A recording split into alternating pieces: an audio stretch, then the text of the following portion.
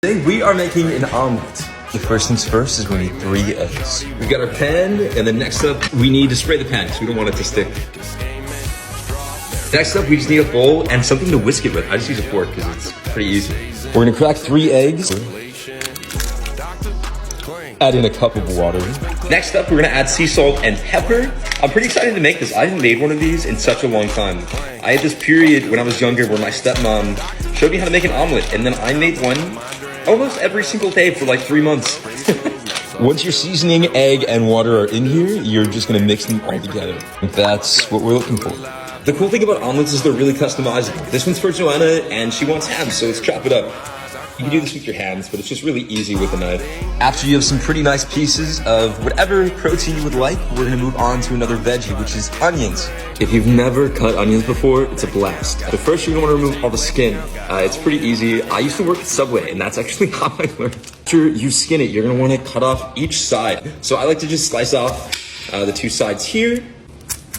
I like to cut my onions right in half, and then just slice them.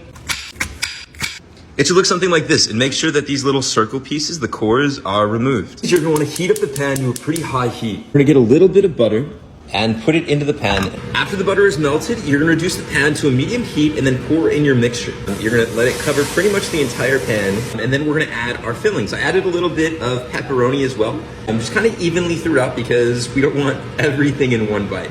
You're gonna let it sit for a few seconds, and then you're gonna be able to flip it on over itself.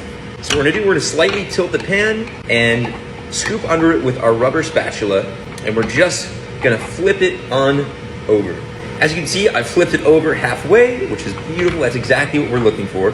Once it's done cooking on one side, we're just gonna flip it over and scoop under. Once you flip it, we're gonna cook it on the other side just to let it cook all the way throughout.